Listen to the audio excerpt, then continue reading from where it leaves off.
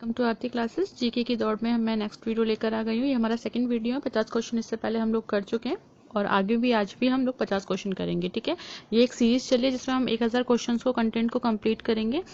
तो प्लीज़ अगर आपको वीडियो अच्छे लग रहे हैं तो शेयर कीजिएगा, सब्सक्राइब करिए चैनल को, साथ में बेल आइकन को आप प्रेस करिए ताकि all notification time to time आपके पास पहुंच जाए।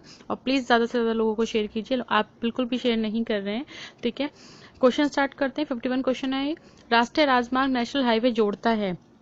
ठीक है, आंसर क्या होगा इसमें? तो यहाँ पे ध्यान से देखिएगा, राष्ट्रीय जो राजमार्ग है, जो नेशनल हाईवे, वो किनको जोड़ता है? व्यापार केंद्रों और राज्यों की राजधानियों को एक दूसरे के साथ जोड़ता है। ठीक है, आगे चलते हैं हम लोग। कौन सा शहर अंगूरों की पैदावार के लिए प्रसिद्ध है? अगर भारत के शहर की बात करें अंगूरों की पैदावार के लिए तो ये है नासिक। ठीक है, नासिक के अंगूरों को ज्यादा मतलब प्रसिद्ध है।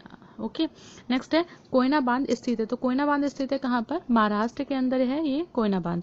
खरीफ की फसलें काटी जाती हैं। देखिए ये जो खरीफ की फसलें हैं ये नॉर्मल से कब काटी जाती है? नवंबर के स्टार्टिंग में काटी जाती हैं और ये अप्रैल और मई के टाइम में ये बोई जाती हैं।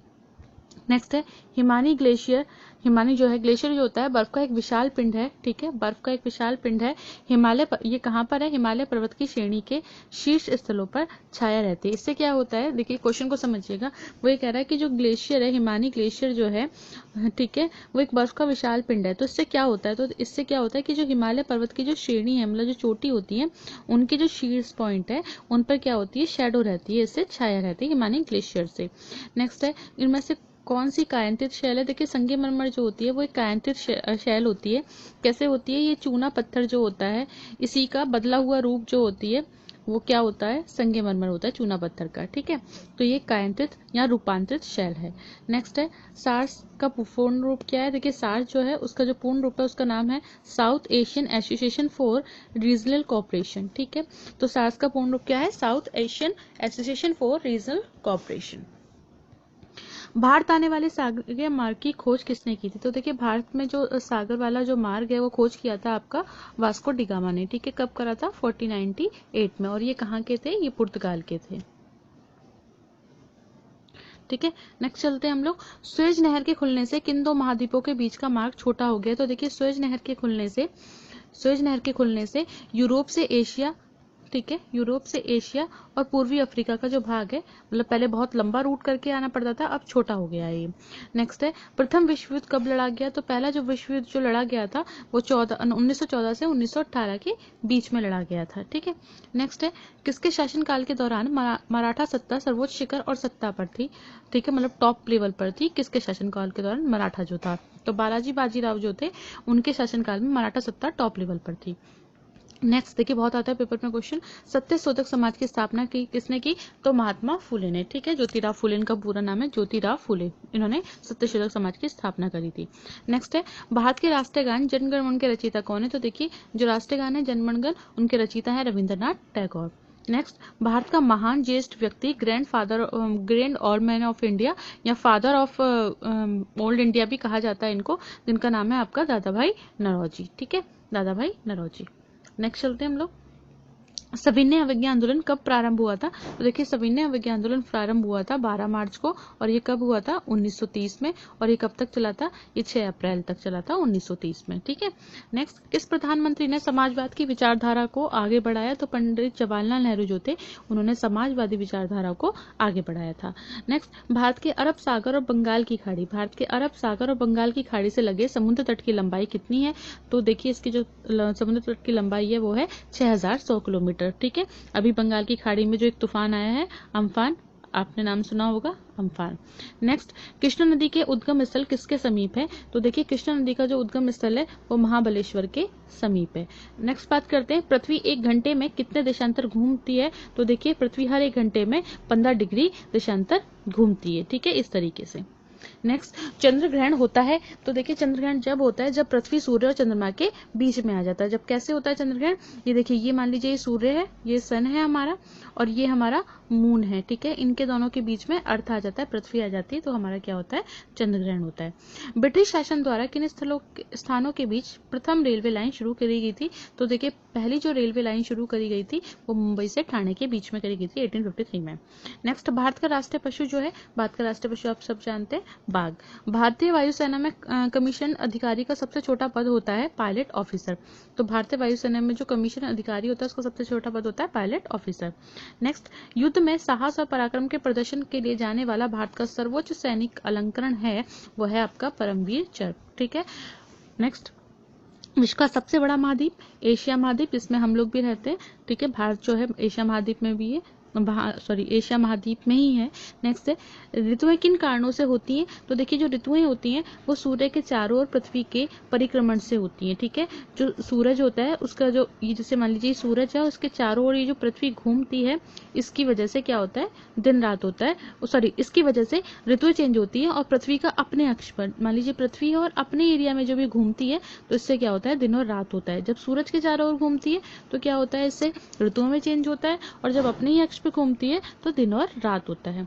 नेक्स्ट, पृथ्वी की सतह से सबसे दूर वायुमंडलीय परत किस नाम से विदित है? तो देखिए पृथ्वी की सतह से जो सबसे दूर वायुमंडलीय परत है वो किस नाम से जानी जाती है? बाह्य मंडल। नेक्स्ट है, डीसीएम ट्रॉफी का संबंध है। तो देखिए डीसीएम ट्रॉफी जो है वो फुटबॉल से संबंधित है। नेक्स्ट है, अल्लाह रक्का किस वाद्य यंत्र के लिए मशहूर थे? तो देखिए अल्लाह रक्का जो थे वो तबला वादक थे। इसमें थोड़ा सा हो गया है, मिस्टेक हो गई है, तबला वादक थे। ठीक है। नेक्स्ट है, वह मुगल बादशाह जिसने 15 वर्षीय निर्वासित होकर गुजारे थे, मतलब इधर उधर घूमकर गुजारे थे, उस मुगल बादशाह का नाम है हुमायूं। ठीक है, ये 15 साल अपने जीवन के इधर से मतलब घूमते रहे थे, इनको कोई ठिकाना फिक्स नहीं था, कभी इधर कभी उधर ये बसते घूमे थे। किससे? शेरशाह सूरी से। नेक्स्ट हम चलते हैं, राज्यसभा की बैठकों की अध्यक्षता कौन करता है? तो देखिए राज्यसभा में जो स्पीकर कह सकते हैं हम लोग, लोकसभा में जैसे हम स्पीकर होता है हमारा लोकसभा में, ठीक है, इसी तरीके से राज्यसभा का जो हेड होता है, अध्यक्ष जो होता है उसको, वो होता है उपराष्ट्रपति। नेक्स्ट, किस गुफा में त्रिमूर्ति यानी कि ब्रह्मा, विष्णु और महेश के मुखमंडल की मूर्ति स्थित है? तो एलिफेंटा। ठीक है, जो हमारी एलिफेंटा की गुफा है उसमें तीनों भगवान की मूर्तियों का रूप है। नेक्स्ट है, लक्षद्वीप की राजधानी है? तो देखिए लक्षद्वीप की राजधानी है यहाँ पर करावती। महाराष्ट्र में सर्वाधिक मात्रा में पाई जाने वाली उपलब्ध मृदा का प्रकार है? तो महाराष्ट्र में जो सबसे हाई लेवल पे पाई जाती है वो है आपकी काली मिट्टी। नेक्स्ट है, प्रसिद्ध कीर्ण पत्थर काटकर बनाया गया कैलाश मंदिर कहाँ स्थित है? तो देखिए ये स्थित है एलोरा में। नेक्स्ट है, हरित क्रांति का अर्थ है? तो हरित क्रांति का देखिए अर्थ है कृषि की आधुनिक विधियों के प्रयोग द्वारा प्रति एकड़ फसल की उपज को बढ़ाना। तो हरित क्रांति का जो मीनिंग है वो क्या है? कृषि की आधुनिक विधियों के उपयोग द्वारा प्रति एकड़ फसल की उपज को बढ़ाना। नेक्स्ट, भूरक्षण को नियंत्रित किया जा सकता है? तो देखिए जो भूरक्षण होता है उसको नियंत्रित किया जाता है सीढ़ीदार टीला बनाकर, बाग बनाकर या वृक्षारोपण कर हम इसको मिट्टी के जो बहाव है उसको रोक सकते हैं। नेक्स्ट चलते हैं, जम्मू और कश्मीर का रेल पथ। ठीक है, जम्मू और कश्मीर का रेल पथ किस रेलवे जोन के अंतर्गत आता है? तो देखिए ये उत्तरी रेलवे जोन के अंतर्गत आता है। भारत के किस राज्य में कन्नड़ भाषा बोली जाती है? तो भारत के कौन से देश में कन्नड़ भाषा बोली जाती है? ये आपके लिए मतलब क्वेश्चन है, टेस्ट क्वेश्चन है, आप इसका आंसर मुझे कमेंट बॉक्स में दीजिएगा।